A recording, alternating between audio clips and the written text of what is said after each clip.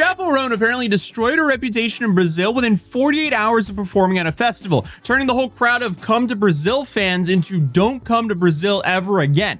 I don't even know how that's possible, but today, I guess we'll find out, because it's safe to say the deeper you look into the story, the more odd the whole picture just gets. Lollapalooza Brazil 2026 ran from March 20th to 22nd at the Interlagos circuit at Sao Paulo and had TV Globo, arguably, I guess, one of the more important TV networks in Brazil, as its official media and broadcasting partner. This year's edition featured one of the strongest lineups the festival's had, including headliners like Sabrina Carpenter, Tyler the Creator, Skrillex, Lorde, and Chappell Roan. And for Roan, the Sao Paulo date was the final stop of her most recent tour that started in Warsaw, Poland in 2025. That might be relevant because clearly from everything that happened, she's tired. Her last performance was on March 15th in Santiago, and after that she was headed to the Tangara Palace for her stay before performing on the Saturday, the 21st, for her final night of her tour. And it was the morning of March 21st that I guess the entire story started, because that's when official TV Globo account asked Twitter, I wonder what Chappell Roan had for breakfast today. And I guess that was the first domino that fell for this entire story, because also in town for the weekend, staying at the Tangara Palace, which by the way, I guess is just a really high-end hotel there was a woman and her 11-year-old daughter who was a fan of the singer Chappell Roan. She'd woken up early that morning, buzzing with excitement. She made a handmade sign and she was counting down to the show that evening, which was, I guess, her birthday gift from her parents. And they were also having breakfast at the hotel when someone with long curly red hair passed by through the restaurant. And the mother apparently turned to the girl, whose name is Ada, and asked, hey, do you think that was Chappell Roan? Ada obviously was extremely excited from this because, you know, she's here to see her idol. So I guess she got up and she walked over just to check if this was Chappell or not. She then confirmed it was her, I guess smiled at the singer, and then walked back and sat down at her table. And reportedly, there was no phone out, no photo attempts, nor did she even say anything to the artist. So the kid essentially just glanced over to confirm that she was looking at the right person. However, moments later, a large security guard walked over to their table while they were still eating, and according to the family, proceeded to go off on them, accusing Ada of disrespecting and harassing the artist and threatening to file a formal complaint against them with the hotel. What? That just doesn't make sense. But the girl, as you would expect, ended up in tears. Now, what nobody at that restaurant could have anticipated is the person who was about to call this all out on the internet, because that was her stepfather, Jorginho, who's apparently a 34-year-old Italian-Brazilian Champions League winner. He's a former Chelsea player, a former Arsenal player, and now he's back in Brazil with Flamengo. His wife, aka Ada's mother, is Catherine Harding, a British singer and model and content creator who goes by Cat Cavelli online. And Ada is Catherine's daughter from a previous relationship, and that previous relationship would be actor Jude Law.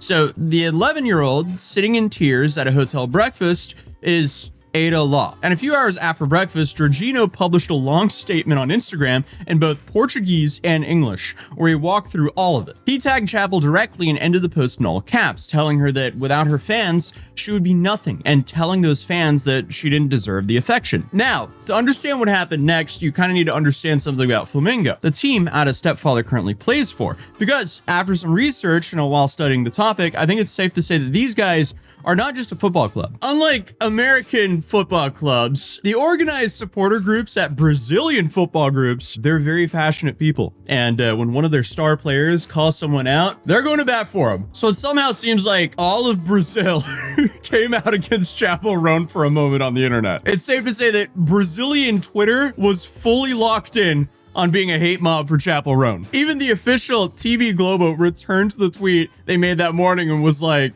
yeah, oops, that aged well.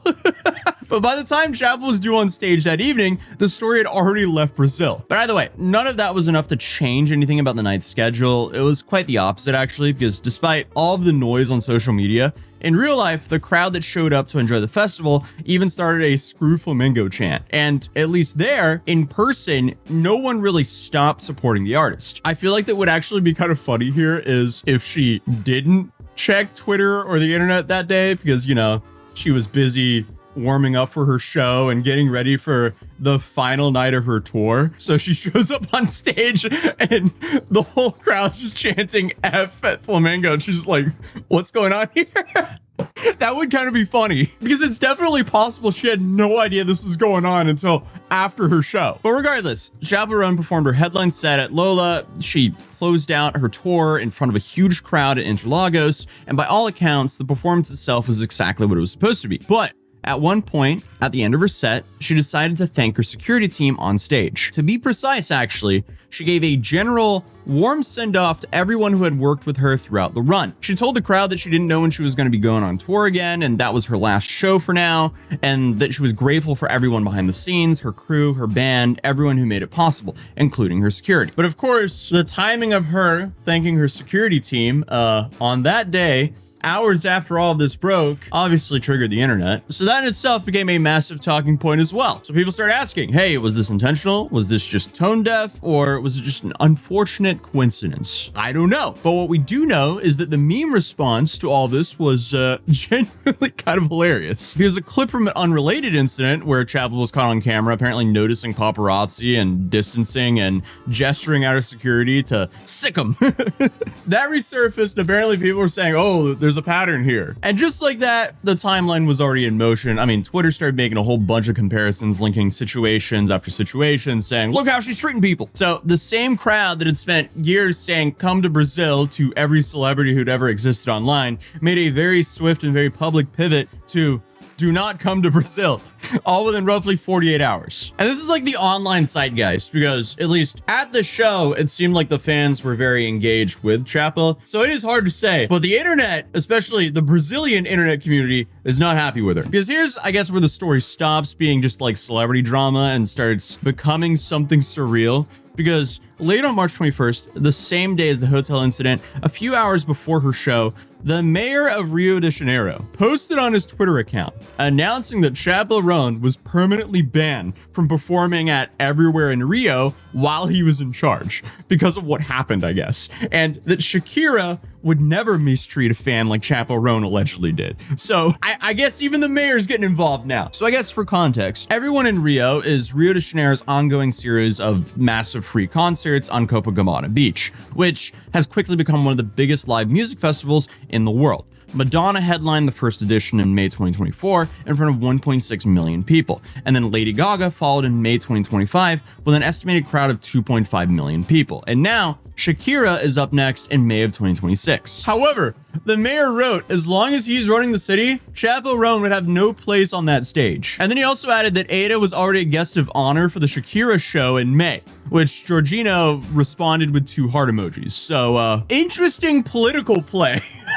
But I guess here's the thing. The part that makes this even more unhinged is that the mayor's name is Eduardo Cavalier. And March 21st, 2026 was his first day in office.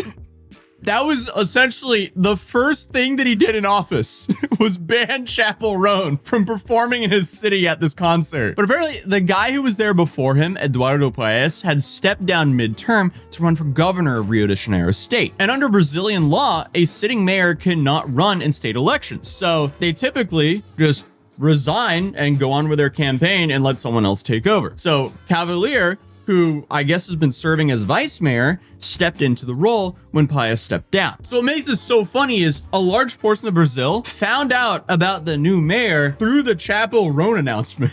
And again, his first move was to ban an American pop singer from performing at like a free festival, essentially. And my understanding is he has that power because my understanding is this festival is paid for by taxpayers. So therefore it's a free festival. So yeah, I guess you would have that power. But the next day, Chappell posted a video to her Instagram story where she finally addressed the whole thing, and she was composed and straightforward. She said that she never saw a woman and child, and nobody actually came up to her, and that she never instructed anyone to approach the family, and that she'd also had nothing to do with the security guard going over to the table because he wasn't even a part of her personal team. I'm just gonna tell my half of the story of what happened today with a mother and child who were involved with a security guard who is not my personal security. I did not ask the security guard to go up and talk to this mother and child. They did not come up to me. They weren't doing anything. It's unfair for security to just assume someone doesn't have good intentions when they have no reason to believe because there's no action even taken. Like, I do not hate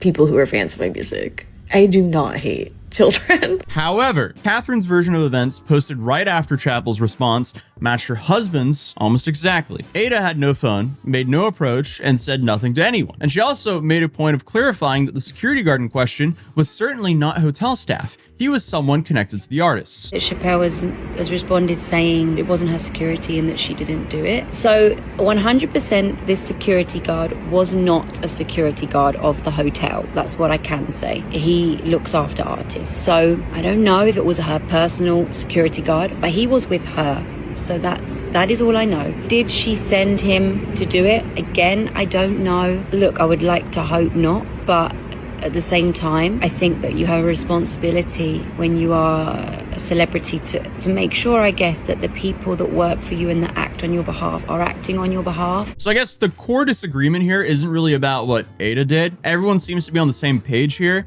The question is who that security guard was and whether he acted on his own instructions or if he was directed to do so by his boss. Who knows? Well, the Brazilian press even tried to contact the hotel and question the following Monday because, you know, this is now a very big thing there now. But the hotel's press office stated that it does not comment on the matters involving the guests, adding that Jorginho and his wife's statements make it clear that the hotel was not involved in the situation with the singer. So, I mean, you know, that's a little vague, but it seems like the place is backing up the family's account that the security guard was not a part of the hotel's team. So... okay. But I feel like one of the reasons this whole story went so viral isn't just because of like who the kid was, there being a kid involved, and, you know, who the parents were. No, apparently there's been a reputation that's been building around Chappell Roan for a while. So she's been one of the most outspoken artists in recent memory when it comes to setting boundaries around public interactions. And those statements and confrontations with paparazzi become a go-to example in a lot of people's arguments once the hotel story broke out. And a lot of people found this perspective reasonable, and still do. The conversations she started around celebrity boundaries and parasocial relationships were genuinely important ones. But I guess that history also meant that when a story surfaced around an 11-year-old girl being brought to tears at a breakfast table, a significant portion of the internet already had an established backstory ready to attach to it. So who knows if it was fair or not? I don't know. The thing is, like, if you are a touring artist, you are signing up to have fan interactions. That's just the reality of the job. Now, obviously, there are so many examples that are just awful between fans and celebrities. But regardless, I can't see why anyone would ever be bothered from an 11-year-old fan walking up and smiling towards you. Yeah. Either way, though, whatever Chappell Roan ordered that morning at the Tongara Palace, it's safe to say that she ended up with a whole lot more than she expected. But other than that, hey, if you're new here, feel free to subscribe, drop a like if you enjoyed this video, and I'll see you guys in tomorrow's video. Peace.